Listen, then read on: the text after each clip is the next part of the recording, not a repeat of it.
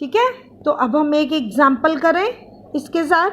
अब बेटा आपके पास एक एग्जाम्पल है आयरन प्लस कॉपर सल्फेट, और एक आपके पास है कॉपर प्लस आयरन सल्फेट। अब अगर आपको ये रिएक्टिविटी सीरीज आती है, याद होगी, तो आपको ये रिएक्शन करनी बहुत इजी हो जाएगी। कैसे?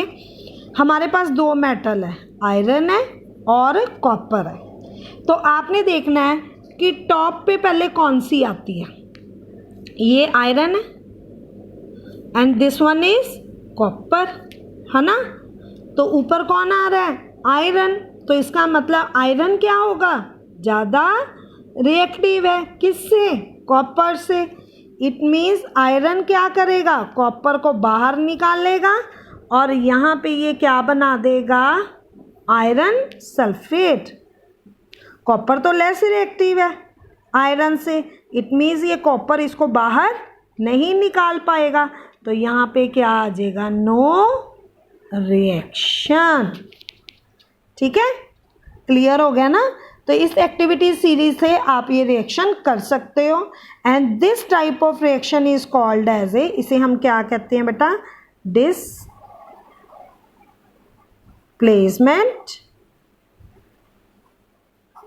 रिएक्शन। ठीक है, तो इसके साथ ही बेटा हमारा मेटल्स नॉन मेटल्स ये जो कॉन्सेप्ट है ये क्लियर हो गया हो ना आपको। अब हम करेंगे इनका डिफरेंस मेटल्स और नॉन मेटल्स का। तो आपकी बुक में बहुत अच्छा दिया हुआ है मेटल्स, ये हम आई थिंक पहले कर चुके हैं। मेटल्स और नॉन मेटल्स का डिफरेंस मैंने ये आपको पहले करवा दिया हुआ है, आप एक बार रिवाइज कर लेना। कोरिजन नेक्स्ट आ गया हमारे पास, जो आर्टिकल है that is corrosion of metal. अब बेटा आपने इस तरह का बर्तन देखा होगा, आप घरों में देखते हो, लोहे का गेट होता है ना हमारा बाहर वाला, या विंडोज़ होती हैं जहाँ पे वो लोहे की नेट लगी होती है, आयरन नेट लगी होती है, तो वो ख़राब हो जाती है ना। तो फ्रिज भी आप लोग अगर देखते हो तो नीचे बेस से ख़राब हुई होती है, तो that is called as a rusted. तो इसे हम क्या कहते हैं? रस्ट हो जाना। तो जब भी किसी मेटल जो है जब एयर और वाटर के साथ कंबाइन करती है तो वो क्या हो जाता है? उसमें जंगाल लग जाता है। कोरिजन मतलब ख़राब होना, जंगाल लगना। तो जब मेटल्स में ये चीज़ें होती हैं, ख़राब हो जाती है, जैसे आप ये गाड़ी भी देख रहे हो, तो ये क्या है? रस्टिंग है, कोरिजन हो चुकी है इनकी। ठीक है, तो इसे हम क्या कहते हैं? कोरिजन। CORROSION।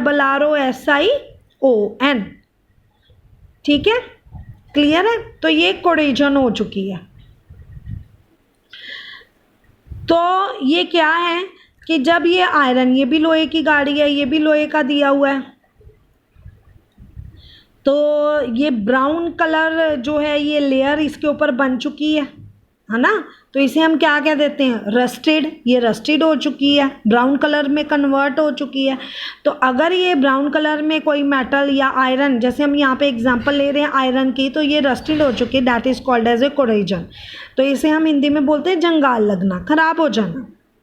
तो जब भी आयरन जो है किसके साथ कंबाइन कर रही है? एयर के साथ, मॉइस्चराइज़र के साथ, ठीक है, वाटर और एयर के साथ जब आयरन एक्सपोज करती है तो ये क्या बना देती है? आयरन ऑक्साइड्स बना देती है, और उसकी वजह से ये जो आयरन है वो धीरे धीरे ख़राब होनी शुरू होने लग जाती है।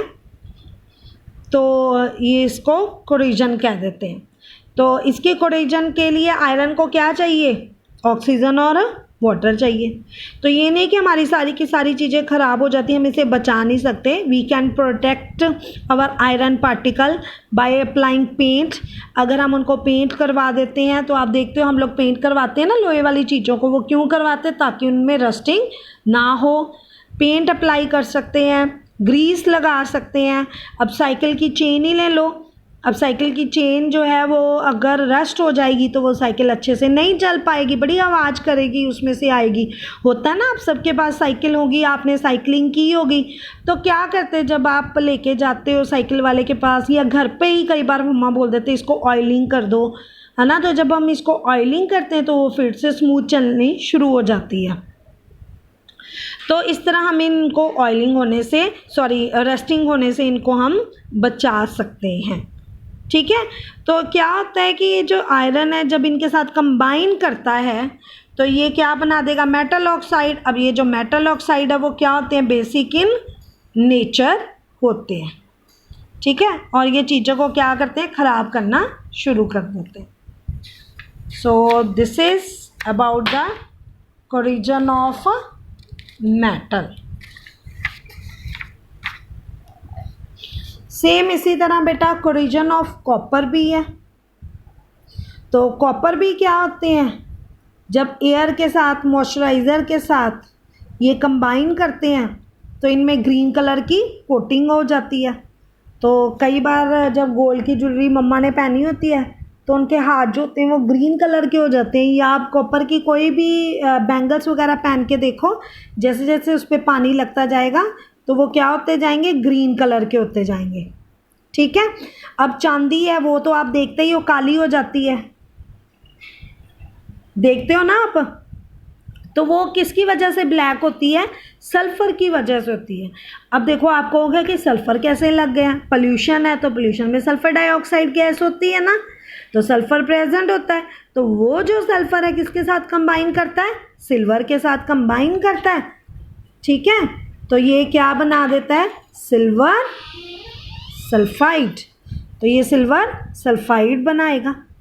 तो ये सिल्वर सल्फाइड क्या करेगा, उसे ब्लैक कर देगा।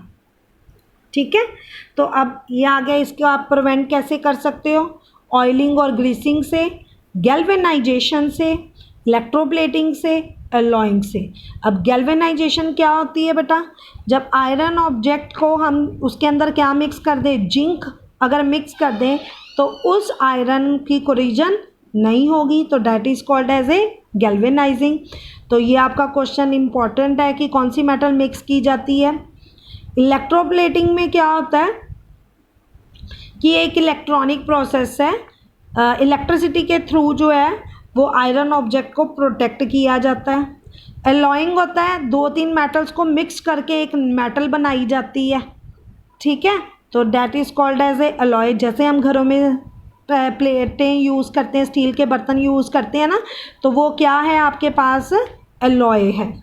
ठीक है, तो अब मेटल एंड नॉन मेटल का यूज़ कहाँ कहाँ किया जा सकता है। मेटल्स का यूज़ तो आपको पता ही है, गोल्ड सिल्वर प्लैटिनम ज्वेलरी में किया जाता है। आयरन के तो कंस्ट्रक्शन बिल्डिंग में, घरों की नींवें डालने में, डोर्स विंडो कुछ भी बनाने में इसका यूज़ किया जाता है। एयरक्राफ्ट में एल्यूमिनियम का यूज़ किया जाता है, विंडो फ्रेम्स बनाने में। आयरन कोबाल्ट निकल, ये आगे मैंने आपको एलॉय के बारे में बात कर रही थी ना, तो ये स्टील जो है ये किस तीनों, ये आयरन कोबाल्ट और निकल के कॉम्बिनेशन से बनती है। गोल्ड सिल्वर प्लैटिनम ज्वेलरी में यूज़ किया जाता है। कॉपर और एल्यूमिनियम की वायर्स बनाई जाती हैं। ठीक है, टिन का यूज़ कंटेनर बनाने में किया जाता है। तो नॉन मेटल में भी ऑक्सीजन जो है ये सबसे इम्पॉर्टेंट है, हम इसके बगैर रह नहीं सकते हैं। वाटर जो है वो भी नॉन मेटल से ही बना हुआ है, ऑक्सीजन और हाइड्रोजन से। फास्फोरस का जो है मेक माचिस जो है वो इसी से बनती है, फास्फोरस से। क्रैकर्स जो हैं fertiliser. Fuels are mainly made up of the carbon along with hydrogen, nitrogen and sulphur. Diamond jewellery बनाने में किया जाता है। क्लोरीन का यूज़ डिसइंफेक्टेंट ड्रिंकिंग वाटर, पानी को जर्म्स फ्री बनाने के लिए यूज़ किया जाता है। तो ये था बेटा आपका chapter metals and non metals.